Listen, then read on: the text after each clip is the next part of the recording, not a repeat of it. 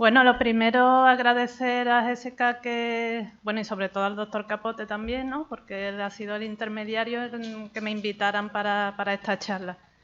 Yo siento que me queda muy poquito tiempo, ¿no? Porque nos espera la cervecita, pero bueno, yo voy a dar unas nociones muy breves y sobre todo insistir en que ustedes le transmitan a su especialista, el que le ha diagnosticado, el que le está tratando, el que le está siguiendo, la importancia que tienen las vacunas en pacientes como ustedes, que están inmunodeprimidos por el tipo de tratamiento que tienen, por su enfermedad, y porque, bueno, la corriente de hoy en día y lo que, bueno, casi ha llegado con el COVID, y se lo tenemos que agradecer al COVID, es incidir en que la vacunación ya no es un tema solo de niños, ¿no? Que es lo que todos pensamos, ¿no? La vacunación es un tema ya también de adultos, más en situaciones de riesgo, ¿vale?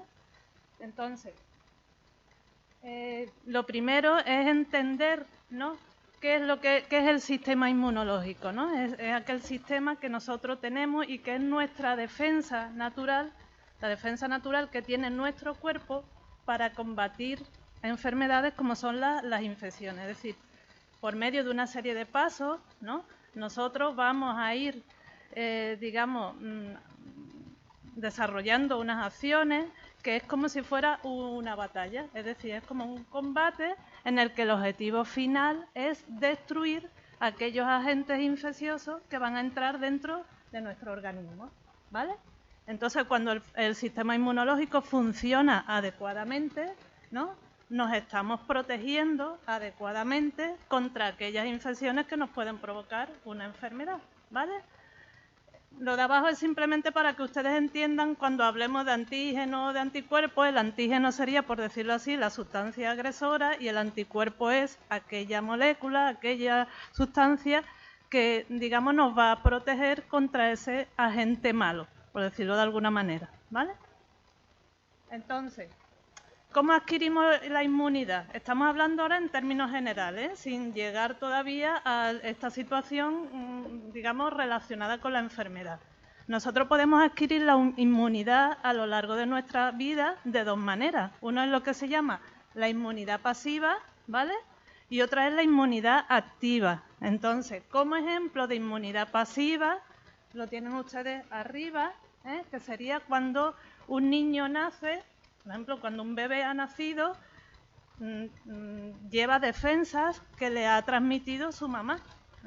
Es decir, incluso cuando el niño está recibiendo la leche materna, también está recibiendo elementos de inmunidad de su madre, ¿vale? Otro sistema defensivo pasivo, pues sería el, digamos, recibir ciertas sustancias o ciertos fármacos, ¿vale? Que nos van artificialmente a proteger. Por ejemplo, no sé si algunos de los pacientes que están aquí, por ejemplo, han recibido Evusheld. ¿Les suena? ¿Algunos lo han recibido? No, ¿vale? Sí, al menos. Seguro que sí. El Evusheld, eso, una inyección que se pone en medicina preventiva, ¿vale? Y que tiene que ver con el COVID, ¿vale? Es un tratamiento. Uy.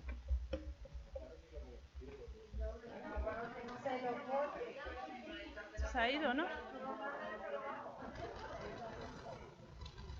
Se ha ido la conexión. Ya está. Bueno, pues en realidad es como un medicamento, es decir, es un tratamiento, un medicamento biológico que lo que pretende es proteger a una persona que es susceptible, es decir, aquella que reúne unos requisitos, es decir, que ha sido vacunado, en este caso del COVID, que no se ha protegido y que tiene un estado de inmunosupresión importante y donde la enfermedad pues puede tener consecuencias graves, ¿vale? Entonces, eso es un tratamiento que lo que hace es aumentarte las defensas temporalmente, ¿vale? Entonces, ¿qué característica tiene la inmunidad pasiva? Pues que es de corta duración, ¿vale? ¿Cuál es la que nos interesa, de verdad? Pues sería la inmunización, la inmunidad activa. Entonces, la inmunidad activa se puede adquirir de dos maneras. Una es mediante, digamos, la entrada del germen, es decir, mediante la adquisición, por decirlo así, o la entrada del germen dentro de mi organismo, Es decir, cuando el germen entra dentro de mi organismo, yo voy a desarrollar una infección y en el caso de que desarrolle una enfermedad, después me voy a quedar protegido, ¿vale? Y estoy desarrollando yo una inmunidad activa. Y otra manera de desarrollar una inmunidad activa es mediante las vacunas, ¿vale? ¿Qué característica tiene la inmunidad activa? Pues que es de duración más prolongada o prolongada, ¿vale? Lo veríamos aquí, ¿vale? Los dos ejemplos de inmunidad activa. En uno sería el patógeno, es decir, el agente malo que entra dentro del organismo, que me produce una infección y que según, digamos, la cantidad de patógeno que me entre, como yo tenga mis defensas, pues me puede desarrollar una enfermedad más o menos grave.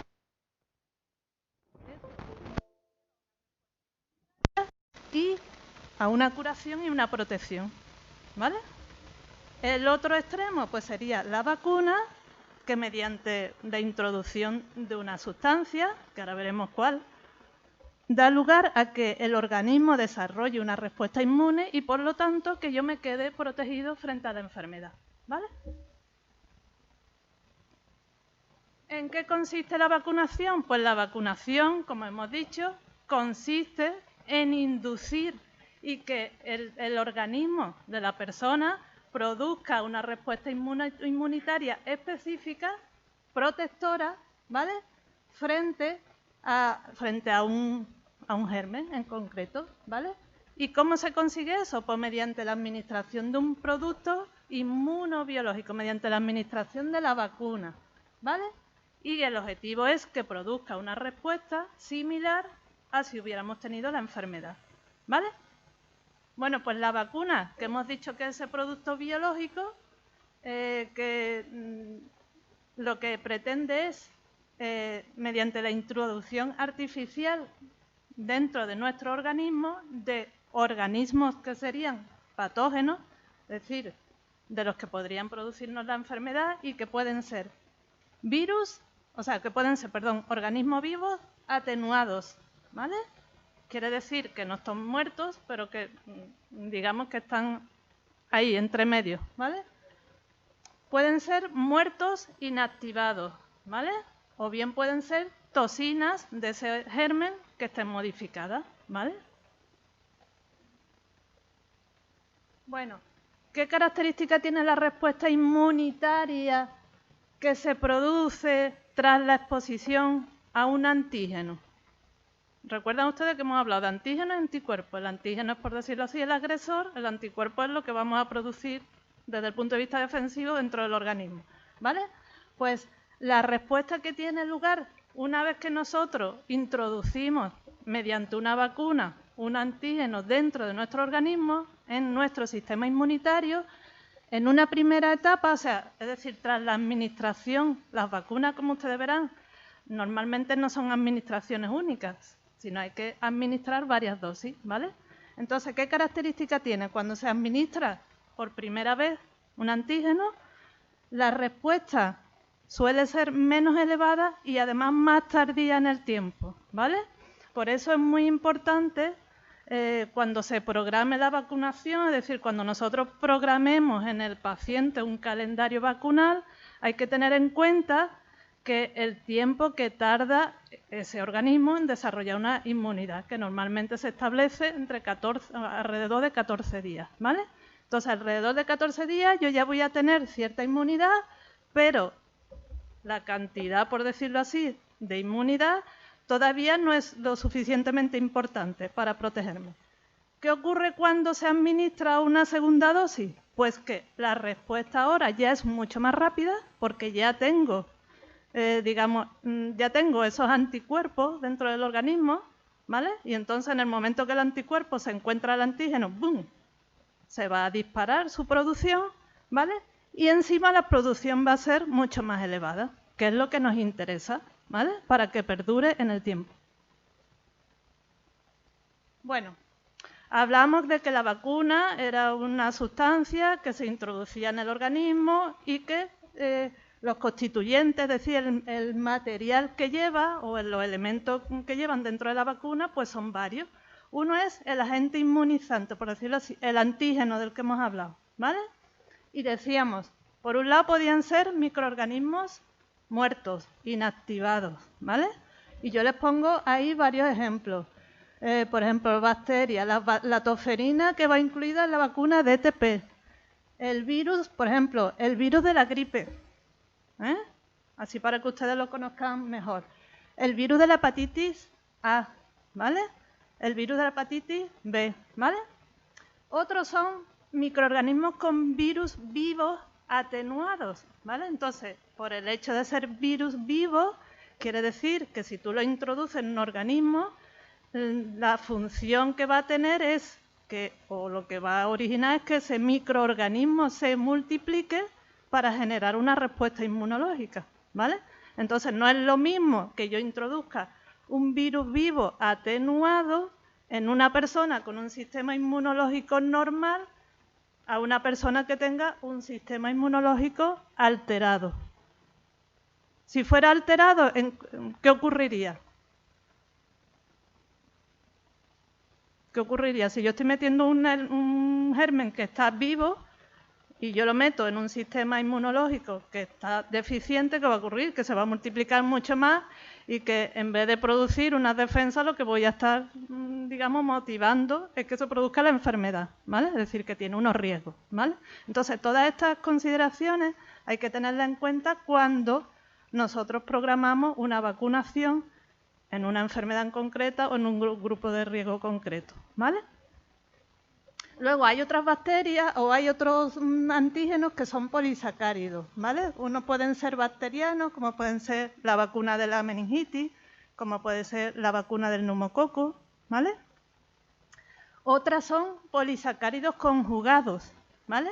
Es decir, hay bacterias que si son polisacáridas y según la afectación o la enfermedad de base que yo tenga, implica que no va a haber una respuesta adecuada del sistema inmunitario. Entonces, tengo que conjugarlo, es decir, unirlo a otra sustancia que facilite el que el organismo lo reconozca y pueda producir una respuesta inmune, ¿vale? Pueda producir unos anticuerpos. Y luego, ¿qué más lleva una vacuna? Pues la vacuna lleva pues, unas suspensiones, unos conservadores. Por eso muchas veces cuando se pone una vacuna se pregunta si tienen alergia al huevo, si tienen alergia a ciertos antibióticos, ¿vale? Porque muchos son conservadores, ¿vale? Y también pueden llevar adyuvantes, lo que hemos dicho antes. Por ejemplo, la vacuna del herpes zóster, ¿vale? Que ya algunos de ustedes me imagino que también están vacunados en preventiva, ¿no? ¿No? Pues lleva un adyuvante que lo que hace es presentar ese germen o ese patógeno al sistema inmunitario para que la respuesta sea mucho más fácil, ¿vale? Bueno, aquí quería yo también introducir un concepto para que ustedes lo tuvieran, digamos, o digamos que no tengamos tanto miedo a ciertas cosas, ¿no? Muchas veces pues nos da miedo que cuando vamos a una consulta de vacunas o tienen ustedes miedo a que le digamos hay que administrarse 5 vacunas, ¿no? Entonces nos da un poquito de miedo decir, bueno, 5 vacunas y tantas cosas me voy a meter yo en el cuerpo, ¿no? ¿Será adecuado o no será adecuado? Bueno, pues como saben, ya hay vacunas que son, digamos, dentro de una misma vacuna se incluyen distintas vacunas, ¿vale? Las hay pentavalentes, las hay hexavalentes, ¿vale? Y no hay una disminución de la respuesta inmune del organismo porque yo las introduzca juntas en una misma vacuna a que si la introdujera separadamente. Es decir, no hay ningún inconveniente y no es malo para el organismo, ¿vale? Ni siquiera aumenta los efectos adversos de la vacunación y además consigo algo que queremos y es que la adherencia al programa de vacunación sea mayor. Es decir, ustedes verán por las noticias que se habla mucho de la adherencia, se habla mucho de la cobertura vacunal. Entonces, si yo tengo que administrarme 5 vacunas y las 5 vacunas tienen que ser unitarias, pues indudablemente seguramente no me ponga las 5, no me ponga 2, ¿no? Entonces yo tengo que aumentar también la adherencia vacunal. Bueno, ¿Qué ocurre en ciertos colectivos? Yo le decía que la vacuna ya no es solo un tema de niños, sino que la vacuna ya es extensible a los adultos, que bueno, que todo suma. ¿Qué quiere decir con que todo suma? Es decir, que una persona que acuda, por ejemplo, a una consulta médica, como puede ser el médico de familia, otra vez, yo creo que le doy a esto y se va.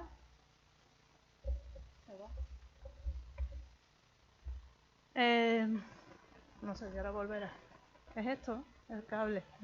Ahora.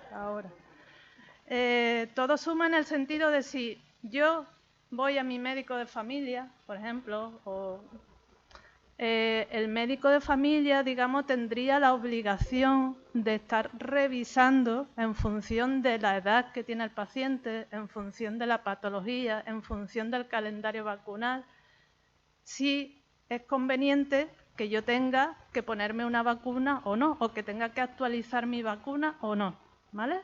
Por eso, todo acto que pueda, digamos, llevar a completar un calendario vacunal, a completar o actualizar un calendario vacunal, todo ese momento suma, ¿vale? Entonces, por eso yo le decía que quizás lo que yo quiero transmitir y quiero, digamos, que a ustedes les llegue, es que ustedes deben exigirle a sus especialistas, aunque ellos ya lo saben y ellos colaboran con nosotros mucho, la verdad que en eso no tenemos ningún problema, que ya existen muchas vacunas, que ya, digamos, el beneficio que pueden tener para personas como ustedes, que tienen debilitado su sistema inmunitario, por los tratamientos que tienen, ya no solo por la quimioterapia, por el tratamiento biológico, por los trasplantes, ¿vale? Que ustedes sepan que hay vacunas que pueden evitarles o pueden reducir el riesgo de enfermedades que pueden ser muy graves, ¿vale? Es decir, nosotros tenemos que luchar por la calidad y por la seguridad del paciente, ¿vale? Igual que luchamos dentro de un hospital porque el paciente que ingresa y que tenga una infección por un germen, pues evitar que ese germen se pueda transmitir a otros pacientes que también estén debilitados, ¿vale? Entonces, una inmunodeficiencia, como ustedes ya saben, es una alteración del sistema inmunitario. Puede ser primario, es decir, que yo nazca o que tenga alguna enfermedad que me altere, o sea, que yo nazca con una deficiencia del sistema inmunitario, o puede ser secundario, es decir, como consecuencia de una enfermedad o como consecuencia de un tratamiento, ¿vale? Entonces, aquí en esta enfermedad se reúnen las características, ya lo hemos visto, nos ha comentado el doctor Capote, los tratamientos, ¿vale? La diversidad de tratamientos que hay y que, bueno, en un porcentaje creo que elevado, muchos terminan con un tratamiento, con un trasplante autólogo, ¿no, Capote? ¿Vale? ¿En qué porcentaje más o menos?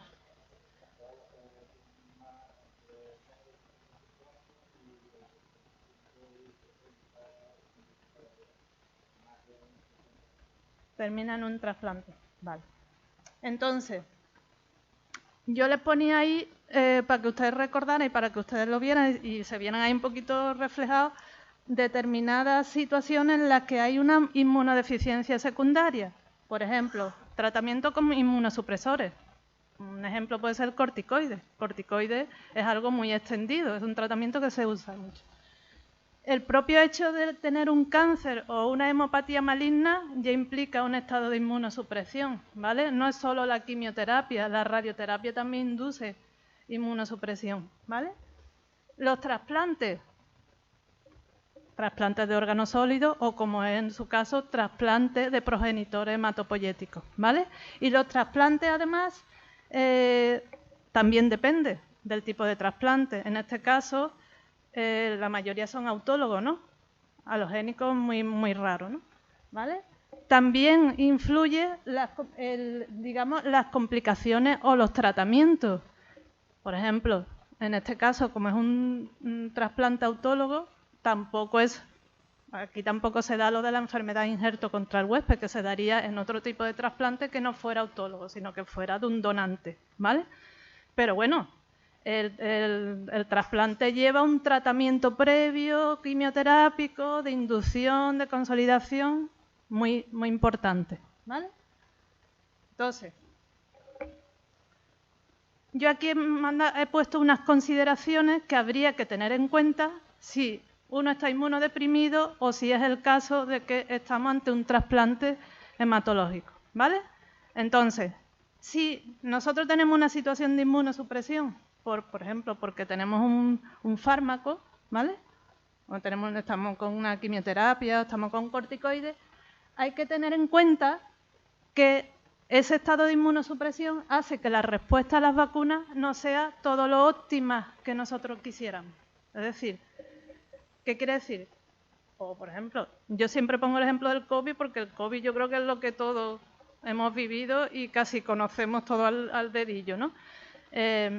No tenemos la seguridad de cuando un paciente se vacuna en una situación de inmunosupresión que alcance un nivel óptimo de anticuerpos, pero indudablemente lo que consiga siempre será mayor que lo que no tenga, ¿vale? Entonces, por ese motivo no quiere decir que dejemos de vacunar a las personas.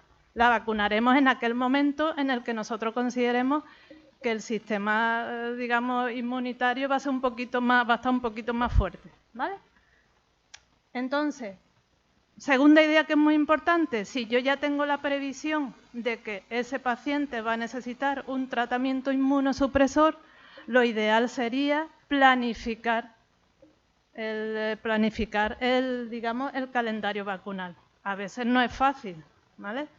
Pero bueno, por ejemplo, hay un diagnóstico de la enfermedad y a lo mejor tú no puedes demorar el inicio del tratamiento, pero a lo mejor sí, por ejemplo, a lo mejor el tema del trasplante sí es una cosa que está planificada, ¿vale? Y ahí sí podemos actuar y podemos decir, vamos a conseguir la máxima inmunidad o la máxima cobertura, pues justo 4 semanas antes de que el paciente se vaya a trasplantar. Es decir, ahí sí es algo más programable, ¿vale? Otra idea muy importante, vacunas con con microorganismos vivos están contraindicadas en pacientes que están inmunodeprimidos, ¿vale? La administración hay que hacerla al menos 4 semanas antes de que se vaya a iniciar la inmunosupresión, ¿vale? Porque corremos el riesgo, ya que aquí ya no es el riesgo de que el paciente no responda de manera óptima a la vacuna, sino que aquí el riesgo que tenemos es que desarrolle la enfermedad, ¿vale? Una enfermedad que puede ser grave, ¿vale? Luego, aquellas vacunas que son inactivadas, sí, aquí ya no son vivas, aquí ya son muertas o son fraccionadas, pero muertas, ¿vale? Cuando sea factible, habría que iniciarlo al menos 2 semanas antes, o habría que administrarla 2 semanas antes de que vaya a empezar el tratamiento, ¿vale? Para lo que hemos dicho antes, para que desarrollemos una respuesta inmune adecuada. Es como cuando viene una persona y me dice, mire usted, es que yo necesito vacunarme de la hepatitis A porque me voy de viaje, de placer. ¿Cuándo se va usted de viaje? Dentro de 5 días. Bueno, yo puedo vacunar, pero que sepa usted que la inmunidad no la va a tener en 2 días, ¿vale? Pues es un símil, ¿vale? Luego, otro tema muy importante y en el que yo creo que muchas veces se nos escapa incidir y que creo que es vital es que los convivientes de los pacientes como ustedes deberían tener actualizado su calendario de vacunación. Por eso aquí decimos que también es muy importante la labor del médico de primaria, ¿vale? Porque nosotros a veces podemos actuar sobre el paciente que acude aquí al hospital, pero quizás también sería una labor nuestra al familiar que viene con el paciente, recomendarle que todos los convivientes acudan a su médico de familia, ¿vale? Para que actualicen vacunas. Ahora estamos en la siguiente situación, ahora ya lo que tenemos es un trasplante, ¿vale? Es decir, ya tenemos programado un trasplante o ya tenemos una persona que está trasplantada, ¿vale? En este caso decíamos que el estado de inmunosupresión va a ser variable dependiendo del tipo de trasplante. Pero bueno, pues en su caso es el trasplante autólogo, donde no hay riesgo de enfermedades o injerto contra el huésped, pero, por ejemplo, hay trasplantes, yo no sé en los hematológicos, pero por ejemplo en los renales el tratamiento inmunosupresor se mantiene durante muchos años, incluso casi de por vida, ¿vale?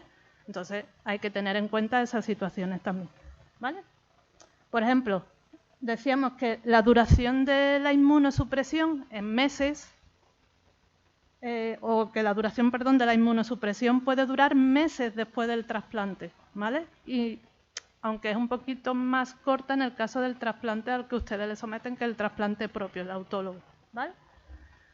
Luego, que lo que decíamos antes también, que esa alteración inmunitaria producida por todo el tratamiento ese de inducción previo al trasplante va a disminuir la respuesta a la mayoría de las vacunas. Luego hay que programar también en qué momento administramos nosotros la vacuna una vez que el paciente ya ha estado trasplantado, ¿vale? Es decir, no tiene ningún sentido que, por ejemplo, el doctor Capote me derive a un paciente y haga un mes que se ha trasplantado, vamos a suponer, esto es un absurdo, y yo en ese momento inicie la vacunación. No tiene ningún sentido porque la inmunidad, digamos, se va desarrollando o se va normalizando progresivamente. Entonces, la mayoría de las vacunas, digamos, necesitan instaurarse entre el tercer y el sexto mes después del trasplante porque es cuando empieza a restaurarse la respuesta vacunal, ¿vale? Luego ese es el momento de iniciar la vacunación. Y luego decíamos que era importante, según el momento en el que nos llegue el paciente, si nos llega antes del trasplante, si le podemos actualizar la vacuna, muy bien, pero porque eso le va a servir indudablemente para el momento inmediatamente después del trasplante, pero hay que tener en cuenta que esos anticuerpos, por el hecho del trasplante y por el hecho del tratamiento, se van a perder anticuerpos, es decir, que habría después que volver a actualizar. Es decir, no porque una persona se haya vacunado antes del trasplante, vamos a decir, se acabó, esta persona ya no necesita más vacunas. No, hay que tener en cuenta que después la situación del trasplante y los tratamientos va a exigir que actualicemos vacunas, ¿vale? Y luego, bueno, en este caso, como digamos en este caso no sería un donante, pero bueno, hay en otro tipo de trasplantes donde hay un donante, también hay que actualizar el calendario vacunal en el caso del donante para que también evita transmisión de infecciones, ¿vale? Y bueno, eso, lo que os he comentado antes. Os ponía aquí un ejemplo, pero esto sin ánimo de nada, ¿vale? Porque el calendario vacunal, igual que ha dicho Mónica con el tema del ejercicio, el calendario vacunal no es una cosa grupal, sino es una cosa individualizada. Es decir, hay que tener en cuenta las circunstancias de cada paciente, cuándo nos llega, qué tipo de tratamiento se le ha realizado, ¿vale? Eso es algo individualizado. Pero sí quería poner aquí un reflejo del calendario de vacunación en pacientes que se sometan a trasplantes hematológicos de las recomendaciones del Ministerio de Sanidad, ¿vale? Aquí vienen las vacunas y luego vienen en el momento en el que se puede ir introduciendo las vacunas, ¿vale? Y digamos el número de dosis y la distancia que tiene que haber entre una vacuna y otra. Y luego esto hace referencia al tema de la vacunación, pero en este caso de los convivientes. Y cuando hablamos de convivientes se nos escapa algo muy importante que es lo sanitario. Es decir, los sanitarios también tenemos un papel muy importante en evitar la transmisión de enfermedades a nuestros pacientes, ¿vale? Y 3 vacunas que son muy importantes, la gripe, la triple vírica y la varicela, ¿vale? También hay que ver en qué momentos hay que introducirlo, ¿vale? Y cómo hay que hacerlo, ¿vale? Yo he querido ser muy breve porque entiendo que, bueno, yo no me puedo poner a hablar de vacuna a vacuna. Yo creo que eso es algo que después nosotros les transmitimos, les explicamos a nosotros, a ustedes la consulta. Incluso allí ustedes tienen posibilidad de preguntar cuáles son, digamos, los beneficios, los riesgos y todo lo que ustedes quieran aportarnos, ¿vale? Pues muchísimas gracias.